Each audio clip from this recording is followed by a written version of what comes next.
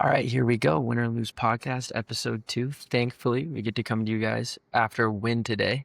Unfortunately, however, the most professional place I could find to record this podcast was the upstairs at Rosars. So I apologize for the audio quality and the lighting. Those are both things that I'm going to try to work on as we go through this podcast journey. But we were on site today for the Cougars win against Seattle U. Huge win. Probably David Riley's best win since sometime last season. Really quality win against a solid team. WSU was really the better team from the start. They got out to a 10-4 lead. Then Seattle U went on a 9-0 run to get it back. Simon Hildebrandt made a mid-range jump shot, tied the game, and WSU never looked back. For the last 30 minutes of the game, they were pretty much in the lead. And kind of just dominated from start to finish. Favors was fantastic. He finished with 25 and made 5 threes, and just is starting to look like a really complete player. He's been a great rebounder. He's kind of taken Tomas's role as the rebounder and the wing that can guard. And he's also become a really strong defensive player. He had a steal and a block tonight, and he's become a really smart player. He talked about in the post-game press conference using Seattle U's aggressiveness to their disadvantage, because he got a couple nice backdoor cuts, because they're obviously playing him as a shooter, fronting him, making sure he can't get a shot off, and then he was able to slip backdoor and get a couple of nice buckets. So it wasn't just all three-pointers today for Ree. Really complete game, and really complete game from everybody else. You don't have to score to be good. Yalaho had 9 boards, even though he only had 2 points. That was super valuable. And Ace, even though he had some bad turnovers and only got 4 shots up, didn't score in the first half. He was making the right play. And then eventually they started to leave him open, and he ended up with his 14 that he always seems to get in the second half. So really, really impressive effort all the way around from WSU. Their best defensive game of the year. Statistically, it was the lowest opposing team output. Well, in all reality, a lot of that has to do with the Seattle U's lack of offensive ability. We've talked a lot about what WSU isn't doing to guard the three-pointer. Tonight, they were pretty good. Seattle U shot 3 of 21. Obviously, that's an incredible number. If your opponent shot that, you would win most of your games. But a lot of that has to do with Seattle U's shot making. WSU ran him off the line a little bit, but there was also quite a few open looks that Seattle U just didn't capitalize on, and they really just had an ugly offensive game. I think they were 21 of 61 overall, 3 of 21 from the floor, and they didn't break 60 points, even though they had 17 free throw attempts. So they just really couldn't get anything going, and that's a credit to WSU and them taking advantage. They played really physical, as somebody pointed out in the presser. They had 20 fouls, and that was an emphasis of them to play with force. Riley pointed out that there was a couple fouls that he wasn't happy with, but a lot of the fouls were just the team playing physical, and that he can live with those any day of the week. This game really was a blowout. The only reason that Seattle U was in the game was because WSU had 19 turnovers, and Coach Riley talked about in the post game. He talked about their goal for a game is usually like 10. Obviously, you're going to have turnovers, and against an elite team like Seattle U defensively, 12 to 14 is more in the range of acceptable. So, while 19 might seem egregious, I think it didn't feel that way through the course of the game, where you didn't feel like they were. There was a couple ugly ones, but there was also a lot of, Seattle U putting them in hard positions, and you didn't feel like they were just being careless with the ball. They actually played really hard, and I think that's a testament to Coach Riley and him getting these guys to play hard. They were 9 and 13 going into today in the WCC, and it could be hard to be motivated, especially for guys like Ace Glass who are going to have opportunities to go somewhere else. I think the way that he's playing, how hard he's playing, how they play as a team. I watched them in pregame warm-up. They are still very much a team. It seems like these guys like each other. Parker Garrett came into the post game and was asking Bree a question, and I think they seem to have a pretty good bond. So if they can continue to marry good defense and good offense over this next stretch of games. They have a couple easy ones, and then they get back into some of the top teams in the WCC. I think they have a chance to finish in the top 4 and maybe make a run at the WCC tournament. And, you know, what does that really mean for this team? What is the ceiling of this team? I don't know.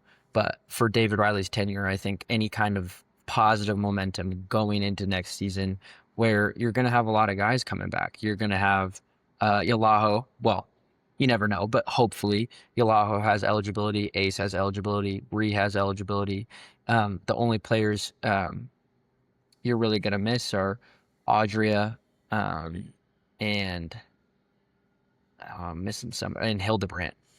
And I did want to touch on that super quick. Audria, who's gotten a lot of crap this year, including from me, for his offense. I think it was brought up today in the post game that he's over the past couple games, he's got 27 assists and 5 turnovers. So the point guard that we were promised earlier in the season is kind of starting to come to fruition, even though he's really struggling to score. He had a jump shot late that kind of felt like the dagger that, maybe not the dagger, but a backbreaker for Seattle U, where it popped up off the back rim and fell in. And I thought if I was on the other end of that, I would have been pretty mad about that shot going in.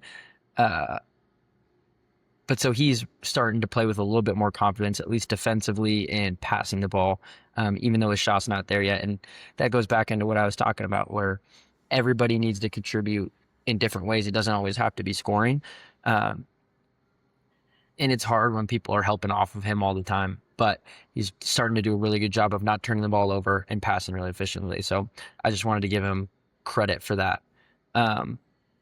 The last thing I wanted to talk about was something that David Riley brought up in the post game.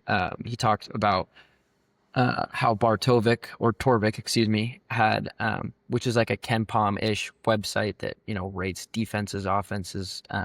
It's just a metric system that coaches use. And over a 7-game stretch, he couldn't remember what the 7-game stretch was, but over a 7-game stretch, WSU was rated a top 10 defense, or top 25, excuse me, defense in the country. And so I went back and looked at their schedule, and from the last game of the Maui Invitational against Seton Hall on December 26th to January 4th against Oregon State, a 10-game stretch, they didn't allow more than 80 points. But they only went 5-5 over that stretch. And he talked a lot about if, you know, when they emphasized focusing on defense, then their offense got worse. And over that stretch, their opponents were only scoring 65 points per game, and they only came out of it 5-5. But we've seen the past 2 games, the St. Mary's game, the San Diego game, in games that they've lost, they can have great offense, but then defense falls off. So they just need to put it together on both ends of the floor. And Riley really praised how coachable this team was and how much they did what they emphasized. And I think, they emphasize something different every game, and maybe, guys are just getting confused. And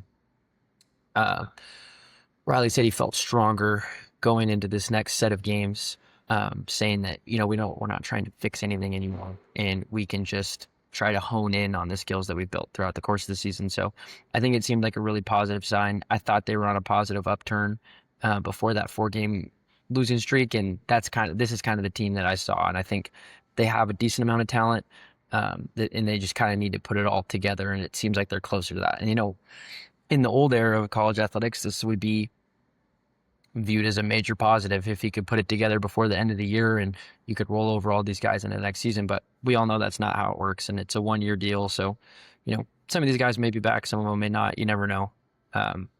But the window of opportunity for success, especially for coaches, is just they're expected to win and win right away. So even if WSU puts together a nice little run down the stretch here, I don't know how much it's going to mean for the future of this program, but I think it would be a major positive for them to turn in some momentum going into next season, especially because at the start of the year, I believe KenPom says, and if I'm reading the stat correctly, if you sort it by experience, WSU's 299th in Division I experience. And so Coach talked a lot about melding what he saw in practice from guys like Audria into games. And at the beginning of the year, we just weren't seeing that. And he says as the year has gone on, they've seen um, those things implemented into the games more often. That where maybe players were, performing higher in practice and maybe nerves, maybe getting just caught up in the moment, playing too fast. All those things can happen. And so I think the team didn't look like week one what the coaching staff thought it would. But I think as the season has gone on, they've seen those moments from different players. And um, if they can play with confidence and they can play together, then I think it's more likely that we see all those things happen at one time, which I think leads to a pretty solid basketball team, one that could be top four in the WCC and compete for a WCC, tournament championship. You only have to win 3 games with the brackets the way the bracket is set up. So um, I still think there's a lot to be excited about with this team. It should be fun watching the team down the stretch. It's not just they're not going to roll over, which is nice to see. And it was a decent crowd for a Wednesday night in Beasley. I think a lot is talked about this program and, the student section not showing up, which, it wasn't into the game, but there were students there. And the lower bowl, if the lower bowl in Beasley is full, that should be viewed as a positive. And, a lot of it was tonight, and it was a good little environment.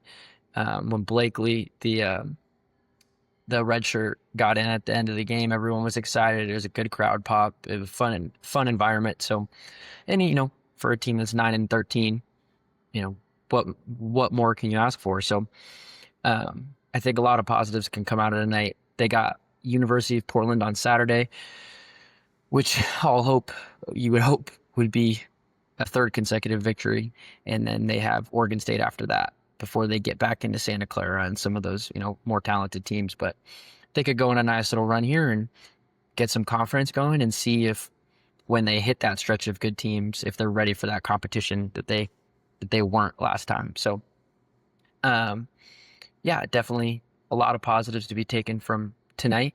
I know what definitely wasn't a positive was the audio and the lighting in the upstairs of Rosars. I feel like Jim Moore calling in from a Starbucks bathroom, but we make do with what we can. And yeah, I'm just excited to keep this podcast thing going and just try to make it better and better as we go. So hopefully we'll have some cool stuff next week, not just game recap related. We'll start rolling out some different, more fun kinds of content. And yeah, I appreciate everyone who listened to the first episode and is listening to this one. Yeah, it means a lot, and just hope to keep going. Go Cougs.